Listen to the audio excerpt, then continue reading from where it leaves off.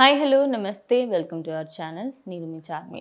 ఇప్పుడు రాజమౌళి అంటే తెలియని వాళ్ళు ఎవరూ లేరు అని చెప్పుకోవచ్చు. బాహుబలి పార్ట్ 1, పార్ట్ 2 అలాగే త్రిబుల్ మూవీస్తోని పాన్ ఇండియా లెవెల్లో ది మోస్ట్ వర్సటైల్ డైరెక్టర్గా ఆయన అయితే ఉండిపోయారు. మరి ఆయనకు సంబంధించి ఒక ఇంటర్వ్యూలో మీరు ఈ హీరోతోని వర్క్ చేయొద్దు అనుకునే హీరో ఎవరైనా ఉన్నారా? అదేవిధంగా మీరు క్యారెక్టర్ని ఎలా డిసైడ్ చేసుకుంటారు ఏంటి, ఇంత భారీ బడ్జెట్ మూవీలు కదా అప్పుడు ఎలా డిసైడ్ చేసుకుంటారు అని అడగ్గా ఆయన మాత్రం ఒక చిన్న మాట అయితే చెప్పడం జరిగింది. నేను పర్టికులర్గా ఈ హీరోకి అన్ని ఫ్లాప్స్ ఉన్నాయా అన్ని హిట్స్ ఉన్నాయా అనేది చూడను. నేను రాసుకున్న క్యారెక్టర్కి ఆయన సెట్ అవుతాడా లేదా, సెట్ అవుతే నేను వెంటనే ఆయన కాల్ చేసి నేను ఆ పాత్ర కోసం నేను ఆయనను అడుగుతాను.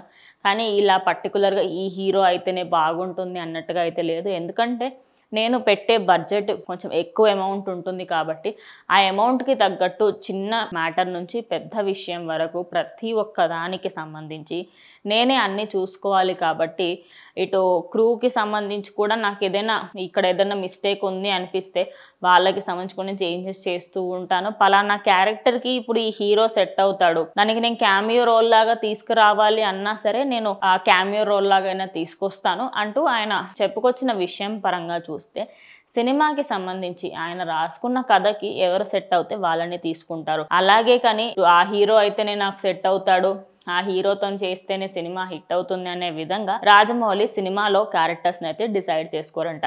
మరి ఇలాంటి థాట్ డైరెక్టర్స్లలో చాలా తక్కువ మందికి ఉంటుంది. ఇటు ఎస్ఎస్ రాజమౌళికి సంబంధించి కొంతమంది ఆయన గురించి కాకుండా వేరే డైరెక్టర్స్లో చాలా మంది ఓకే పర్వాలేదులే క్యారెక్టర్ తక్కువ సేపే ఉంది కదా, దానికి ఎవరు పెడితే ఏంటి ఎవరు ఉంటే ఏంటి అనే విధంగా ఆలోచిస్తూ ఉంటారు. కానీ ఆయన అలా కాదు, ఎవరు ఉన్నా సరే పర్టికులర్గా ఆ క్యారెక్టర్కి ప్రభాస్ సెట్ అవుతున్నాడు అంటే ప్రభాస్నే తీసుకుంటాను నేను, అదే విధంగా నాకంటూ ఇట్లా స్పెసిఫికేషన్స్ ఏం లేవు అంటూ ఆయన చెప్పుకొచ్చారు.